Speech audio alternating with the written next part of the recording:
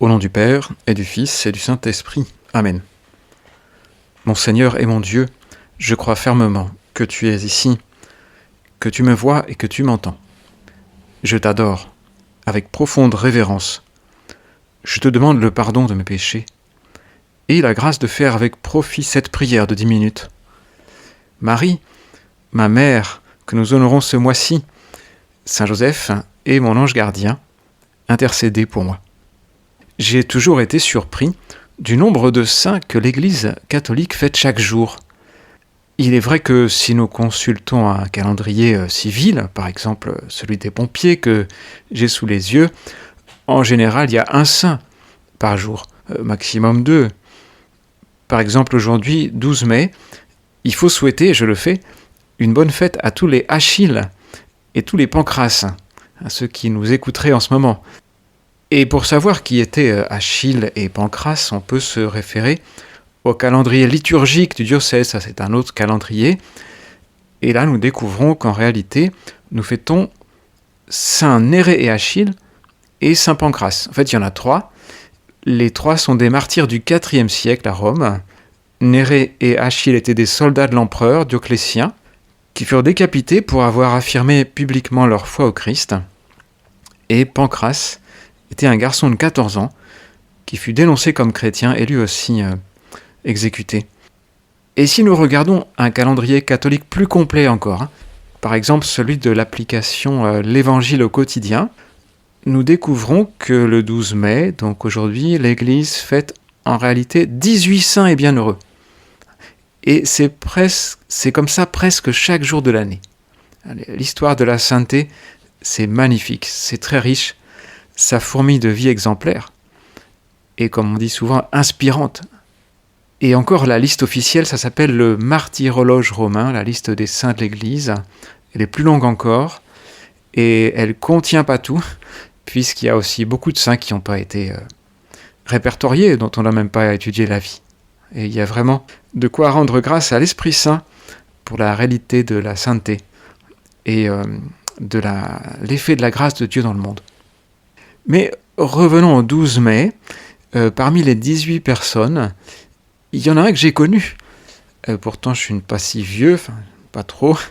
C'est quelqu'un qui a été béatifié à Madrid en 2014. Il s'appelle Álvaro del Portillo, évêque, premier successeur de José María Escrivá à la tête de l'Opus Dei. Personnellement, je l'ai rencontré en 1988 à Paris, quand il fut invité à visiter le centre culturel Garnel, rue Jean-Nicot, un bâtiment qui venait de rouvrir après des travaux d'agrandissement. Et je me souviens que nous étions plusieurs assez jeunes, mais il a pris le temps de nous saluer, en particulier chacun, avec beaucoup de bonté, et nous dire qu'il priait pour nous. Je me souviens qu'il m'a dit ça, qu'il priait pour les jeunes. Et j'étais loin d'imaginer qu'un jour je retrouverais Don Álvaro, comme on l'appelle parfois, dans le calendrier des saints de l'Église, à la date du 12 mai. Le 12 mai, c'était sa première communion, date de première communion. Si tu veux connaître un peu sa vie, je te laisse sur l'application 10 minutes avec Jésus, un lien vers une courte biographie très, très bien rédigée. Mais je choisis simplement un aspect de sa sainteté, c'est la paix et la sérénité. Je vous laisse la paix, je vous donne ma paix, dit Jésus. On le méditait récemment. On l'entend à chaque fois que nous allons à la messe. Jésus nous dit d'être en paix, de ne pas avoir peur des échéances, des engagements, peur du regard des autres ou de leur opinion sur nous, pas avoir peur d'aborder quelqu'un pour faire connaissance ou même pour lui parler de Dieu. Seigneur, tes amis n'ont aucune raison d'être anxieux parce qu'ils sont jamais seuls, nous sommes jamais seuls, jamais abandonnés. L'Esprit Saint est présent, il agit au plus profond de nous. Jésus l'appelle le consolateur, celui qui consola d'abord les disciples qui devaient se résoudre à la séparation d'avec Jésus. Et cette consolation, elle continue aujourd'hui. Et on peut être en paix malgré tous les engagements, malgré la multitude des choses ou des complications de la vie. Tu as peut-être déjà eu, ou tu auras peut-être l'impression de plus savoir où donner de la tête, tant les sollicitations s'accumulent sans qu'on ait toujours le temps de les traiter avant l'arrivée de la suivante. Et Álvaro del Portillo a vécu la plus grande partie de sa vie très chargée d'obligations. Parce qu'il avait beaucoup de qualités, et l'Église s'est pas privée de le solliciter. Alors juste un exemple, 1959, il était secrétaire général de l'Opus Dei, c'est très lourd, et il a été nommé par le pape Jean XXIII dans plusieurs commissions de préparation du Concile Vatican II. Un concile œcuménique, c'est donc une assemblée de tous les évêques et autorités ecclésiastiques du monde, en principe, pour examiner un point de la foi catholique ou pour prendre des mesures pour toute l'Église. Et le dernier concile, comme nous le savons, c'est Vatican II, 1962-1965. Et c'est pas facile d'imaginer le travail qui échut à Don Álvaro, qui était en début du concile secrétaire d'un groupe de travail sur les prêtres. Il fallait coordonner sa commission, constituée de personnalités importantes du monde ecclésiastique ou théologique.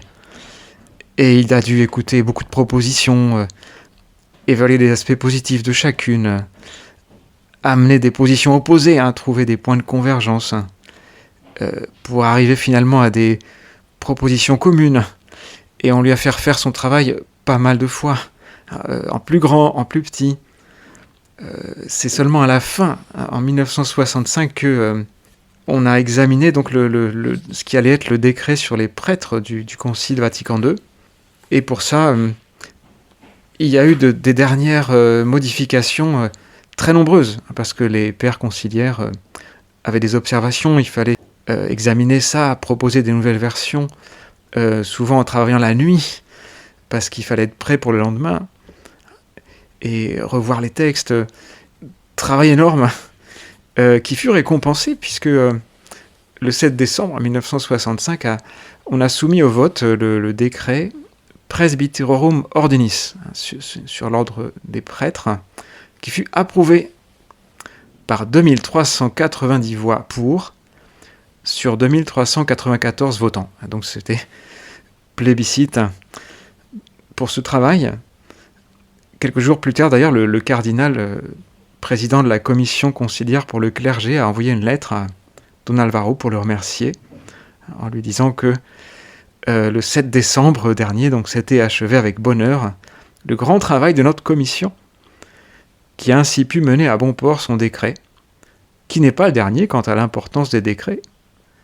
Il suffit de voir le vote du texte si contrasté, pour les raisons que l'on sait, qui passera à l'histoire, et c'est bien le cas, comme une confirmation par le concile du célibat ecclésiastique et de la haute mission du prêtre.